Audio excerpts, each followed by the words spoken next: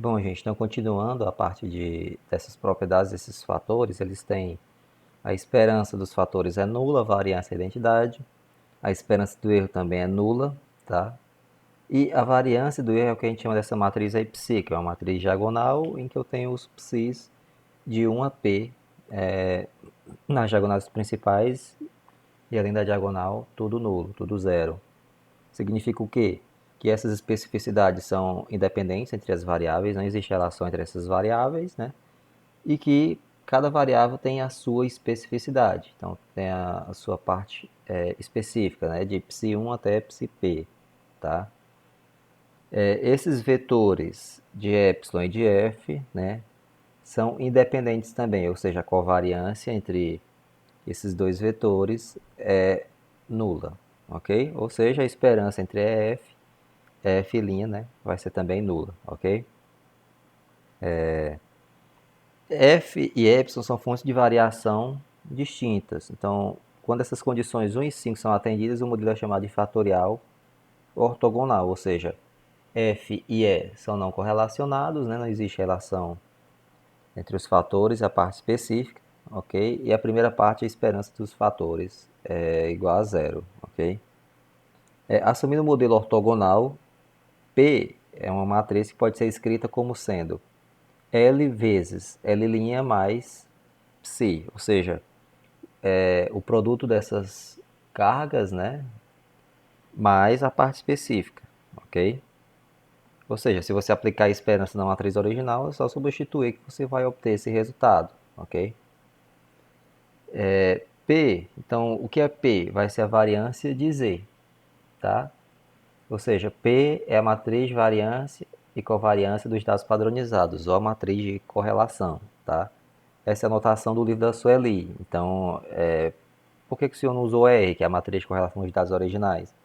É a notação que tem lá. Então, como é o livro mais comum, então eu tive medo de confundir. Então, deixei exatamente a notação. Mas não tem problema, porque eu estou adotando a mesma notação durante toda a técnica, né? Então, é só uma questão de definição, ok? Então, o P vai ser a variância de Z, tá? Também pode ser chamado de R, né? O P. Então, vai ser o quê? Eu vou substituir o Z pela definição original da própria técnica, que é LF mais o epsilon, ou seja, é aquele produto bem inicial, somatório duplo, né, de LIJ vezes FI mais o erro associado a cada variável, ok? Então, aplicando as definições das propriedades da variância, né, aplica a distributiva, como LF são independentes, não vai ter a parte de covariância, então vai ser só a soma da variância de LF mais a variância de epsilon.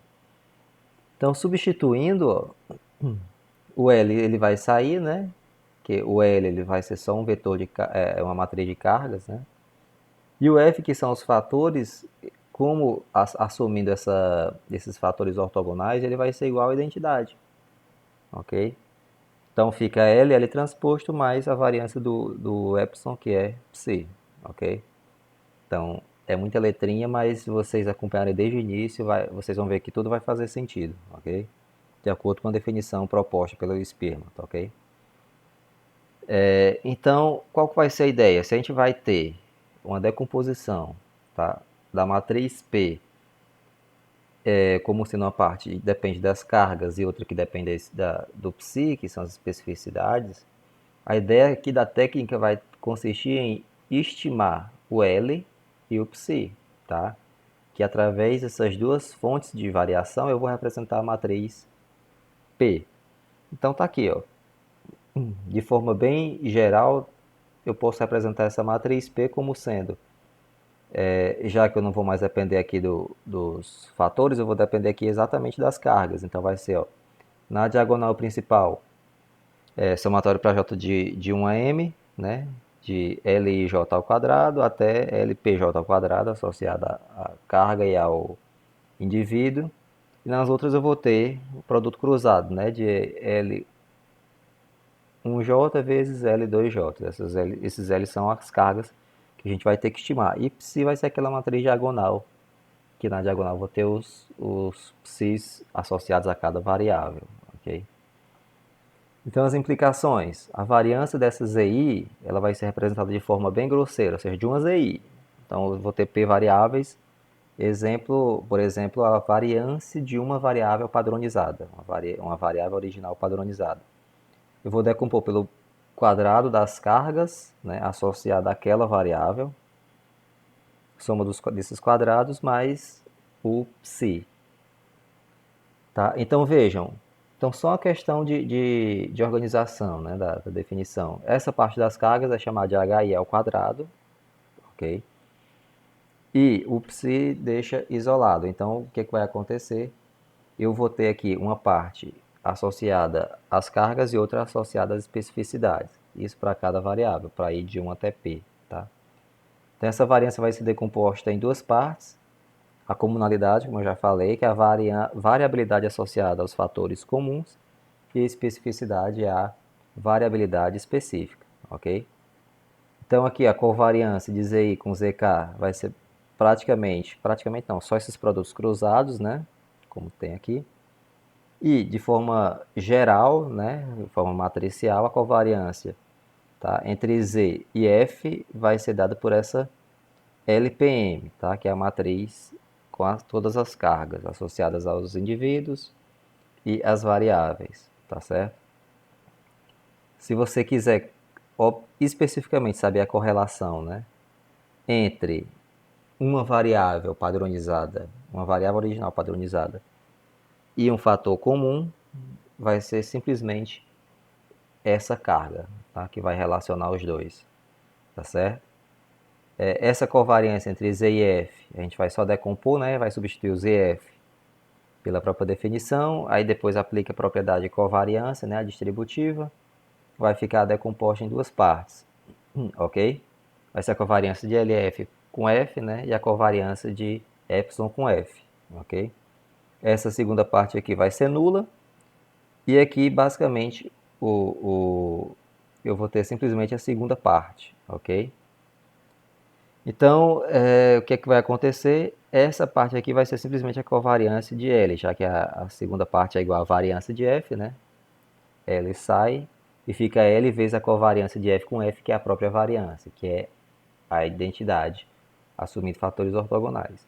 Então, pode-se usar a matriz das cargas no entendimento e nas interpretações dos fatores, né? Então, esses fatores comuns serão representados por essas cargas, que a gente vai já descobrir como é que a gente estima essas cargas, esses psis. E o psi vai estar associado à especificidade. Então, eu vou ter tudo isso. Quando eu extraio os fatores comuns, eu vou ter uma parte comum e outra específica. Ok? Esse L e esse psi que a gente vai ter que estimar de alguma forma, tá certo?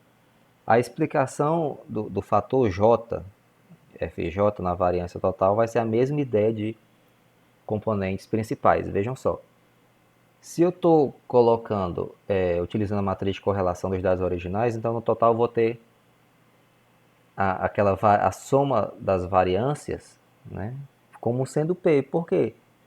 Quando eu tenho a matriz de variância e covariância como referência para a base de cálculo dos autovalores, dão valores bem altos. Mas quando eu utilizo a matriz de correlação, eu só vou somar os elementos da diagonal principal. Todos são 1. Né? Então vai ser P, que é o número de dimensões, e aqui a proporção, né, dessa variância explicada por esse fator vai ser simplesmente o somatório de L e J ao quadrado, ou seja, todos os fatores associados, todas as cargas associadas àquele fator específico. Então, cargas associadas a um fator específico. Então, o fator, basicamente, ele vai ser uma combinação linear dos dados originais. Qual a diferença lá das componentes principais? Aqui, necessariamente, a gente utiliza a matriz de correlação, e aqui eu vou ter o quadrado das cargas, tá? Mas a ideia é muito, muito parecida, ok? Obviamente os mais importantes serão os maiores. Então, assim como nas componentes principais, aqueles que tiverem maior valor do numerador, né, dessa soma de L ao quadrado, Lj ao quadrado, serão os que têm maior influência, os que terão maior influência, ok? Para estimar esse L, esse psi, a gente vai utilizar componentes principais, já que a ideia, basicamente, ela foi dada componentes principais e análise fatorial via componentes principais, já que a teoria toda desses fatores serem independentes, ortogonais. Então, todos vêm de componentes principais, que todos vêm de onde? Autovalores e autovetores, ok? Devido aos autovalores, seriam obtidos através da matriz que é simétrica, né? Quadrada e positiva definida, e os autovetores que são não correlacionados entre si, são ortogonais, né? Então, a próxima parte a gente vai ver análise fatorial via componentes principais.